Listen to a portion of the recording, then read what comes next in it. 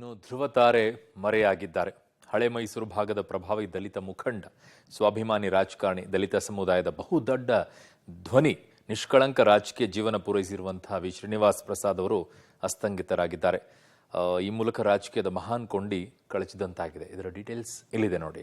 ನಂದಿದ ಮೈಸೂರಿನ ಸ್ವಾಭಿಮಾನಿ ದೀಪ, ಮರ್ಯಾದ ನಿಷ್ಕಳಂಕ ರಾಜಕಾರಣಿ, ದೀನ ದಲಿತರ ಧ್ವನಿ, ದಕ್ಷಿಣ ಕರ್ನಾಟಕದ ದಲಿತ ಶಕ್ತಿ, ಸ್ವಾಭಿಮಾನಿ ನಾಯಕ ಅಂತಲೇ ಹೆಸರಾಗಿದ್ದ ಚಾಮರಾಜನಗರ ಸಂಸದ ಶ್ರೀನಿವಾಸ್ ಪ್ರಸಾದ್ ವಿಧಿವಶರಾಗಿದ್ದಾರೆ.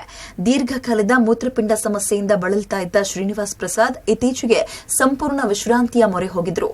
ಮೂತ್ರಪಿಂಡದ ಕಾಯಿಲೆ ಉಲ್ಬಣಗೊಂಡು ಕೆಲ ದಿನಗಳ ಹಿಂದೆ ಬೆಂಗಳೂರಿನ ಮಣಿಪಾಲ್ ಆಸ್ಪತ್ರೆಗೆ ದಾಖಲಾಗಿದ್ರು.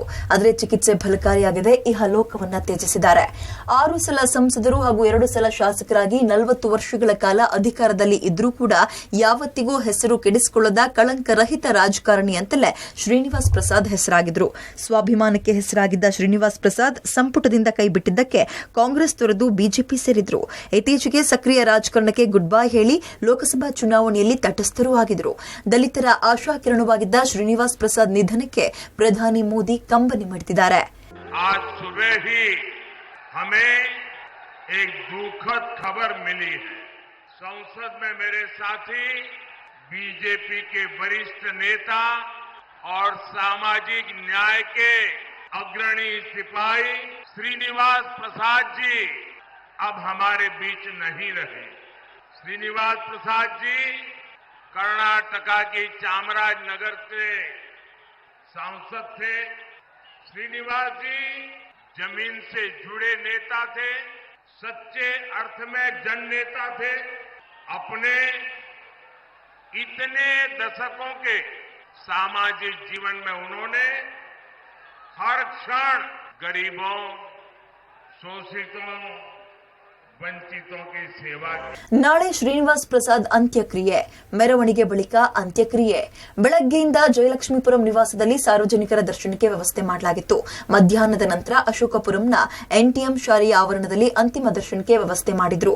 ನಾಳೆ ಮಧ್ಯಾಹ್ನ ಬೌದ್ಧ ಧರ್ಮದಂತೆ ಶ್ರೀನಿವಾಸ್ ಪ್ರಸಾದ್ ಅವರ ಅಂತ್ಯಕ್ರಿಯೆ ನಡೆಯುತ್ತೆ. ನಾಳೆ ಅಂತ್ಯಕ್ರಿಯೆ ಮಾಡಬೇಕು ಅಂತ ನಿರ್ಧಾರ ಮಾಡಿರೋದು. ಇವತ್ತು ಪೂರ್ತಿ NTM ಸ್ಕೂಲ್ನಲ್ಲೇ ಇರಿಸಿ ರಾತ್ರಿ ಇಡೀ ವೀಕ್ಷಣೆಗೆ ಅಲ್ಲಿ ಇಟ್ಟಿರ್ತೀವಿ. ಅಂತಿಮ ನಮನಗಳನ್ನು ಎಲ್ಲರೂ ಬಂದು ಸಲ್ಲಿಸ್ಬೋದು. ಯಾಕಂದರೆ ಚಾಮರಾಜನಗರದಿಂದ ಬರೋರು, ಕಾನ್ಸ್ಟಿಟ್ಯೂನ್ಸಿಯಿಂದ ಭಾಳಷ್ಟು ಜನ ಬರೋರಿದ್ದಾರೆ ಇನ್ನೂ. ಮತ್ತು ಬೆಳಿಗ್ಗೆ 10 ಗಂಟೆಗೆ ಅಲ್ಲಿ ಒಂದು ಸ್ಮಾಲ್ ಪ್ರೊಸೆಷನ್ ಇರುತ್ತೆ ಅಶೋಕಪುರಂ ಅಲ್ಲೇನೆ. ಪ್ರೊಸೆಷನ್ ಆದಮೇಲೆ 1 ಗಂಟೆ ನಂತರ ಅಂತಿಮ ಕ್ರಿಯೆಯನ್ನು ಮಾಡಲಾಗುತ್ತದೆ. ಇನ್ನು ಶ್ರೀನಿವಾಸ್ ಪ್ರಸಾದ್ ನಿಧನಕ್ಕೆ ಕಂಬನಿಯ ಮಹಾಪೂರವೇ ಹರಿದು ಬಂದಿದ್ದು ಮುಖ್ಯಮಂತ್ರಿ ಸಿದ್ದರಾಮಯ್ಯ, ಮಾಜಿ ಸಿಎಂ ಯಡಿಯೂರಪ್ಪ, ಬಿಜೆಪಿಯ ರಾಜ್ಯಾಧ್ಯಕ್ಷ ವಿಜಯೇಂದ್ರ ಸೇರಿದಂತೆ ಹಲವು ಗಣ್ಯರು ಕಂಬನಿ ಮಿಡ್ತಿದ್ದಾರೆ. ಸುತ್ತೂರು ಶ್ರೀಗಳು, ಜಿಟಿ ದೇವೇಗೌಡ ಸೇರಿದಂತೆ ಹಲವು ಗಣ್ಯರು ಅಂತಿಮ ದರ್ಶನ ಪಡೆದು ಗೌರವ ನಮನ ಸಲ್ಲಿಸಿದ್ರು. ಶ್ರೀನಿವಾಸ್ ಪ್ರಸಾದ್ ಅವರು ಅಕಾಲಿಕ ಮರಣಕ್ಕೆ ತುತ್ತಾಗಿದ್ದಾರೆ. ಬಡ ಜನಾನುರಾಗಿ, ದಲಿತ ನಾಯಕ, ಇಡೀ ರಾಷ್ಟ್ರದ ಜನರಿಗೆ ಪರಿಚಿತರಿದ್ದಂಥ ಶ್ರೀನಿವಾಸ್ ಪ್ರಸಾದ್ ದೈವಾಧೀನರಾಗಿರುವಂಥದ್ದು ಅತ್ಯಂತ ನೋವು ತರುವಂಥ ಸಂಗತಿ. ಅವರ ಆತ್ಮಕ್ಕೆ ಶಾಂತಿ ಕೋರ್ತೇನೆ. ಭಾರತೀಯ ಜನತಾ ಪಾರ್ಟಿಗೆ ಅಷ್ಟೇ ಅಲ್ಲ, ಇಡೀ ರಾಜ್ಯಕ್ಕೆ ತುಂಬಲಾರದಂಥ ಒಂದು ನಷ್ಟ ಇವತ್ತು ನಾಡಿಗೆ ಆಗಿರ್ತಕ್ಕಂಥದ್ದು. ಶ್ರೀನಿವಾಸ್ ಪ್ರಸಾದ್ಜಿಯವರ ಕುಟುಂಬಕ್ಕೆ ಮತ್ತು ಅವರ ಲಕ್ಷಾಂತರ ಅಪಾರವಾದ ಅಭಿಮಾನಿಗಳಿದ್ದಾರೆ. ಅವ್ರಿಗೆ ಧೈರ್ಯ ಕೊಡ್ತಕ್ಕಂಥ ಶಕ್ತಿ ಭಗವಂತ ದಯಪಾಲಿಸಲಿ ಅಂಥೇಳಿ ನಾನು ಪ್ರಾರ್ಥನೆ ಮಾಡ್ತಾ ಇದ್ದೇನೆ. ಶ್ರೀನಿವಾಸ್ ಪ್ರಸಾದ್ ಅವರ ಅಗಲಿಕೆ ವಿಷಾದದ ಸಂಗತಿ. ರಾಜಕೀಯ ಕ್ಷೇತ್ರದಲ್ಲಿ ಒಂದು ಧ್ರುವತಾರೆಯಾಗಿ ಸೇವೆಯನ್ನು ಸಲ್ಲಿಸಿದಂತಹವರು. ಅವರ ಸ್ವತಃ ಪ್ರತಿಭೆಯಿಂದ ರಾಜಕೀಯ ಕ್ಷೇತ್ರವನ್ನು ಪ್ರವೇಶಿಸಿ ರಾಜಕೀಯ ಕ್ಷೇತ್ರದಲ್ಲಿ ಅನೇಕ ರೀತಿಯ ಸೇವೆಯನ್ನು ಸಲ್ಲಿಸಿದರು. ಕೇಂದ್ರದಲ್ಲಿ ವಾಜಪೇಯಿ ಸರ್ಕಾರದಲ್ಲಿ ಕೇಂದ್ರ ಸಚಿವರೂ ಆಗಿದ್ದ ಶ್ರೀನಿವಾಸ್ ಪ್ರಸಾದ್ ಸಿದ್ದು ಸಂಪುಟದಲ್ಲೂ ಸಚಿವರಾಗಿದ್ದು ವಿಶೇಷ. ರಾಷ್ಟ್ರ ರಾಜಕಾರಣದ ಜೊತೆಗೆ ರಾಜ್ಯ ರಾಜಕಾರಣದಲ್ಲೂ ಅನುಭವಿಯಾಗಿದ್ದ ಶ್ರೀನಿವಾಸ್ ಪ್ರಸಾದ್ ಅವರ ನಿಧನ ರಾಜ್ಯಕ್ಕೆ ತುಂಬಲಾರದ ನಷ್ಟ ಉಂಟಾಗಿರೋದಂತೂ ಸತ್ಯ. KP Nagaraj, public TV, Mysuru.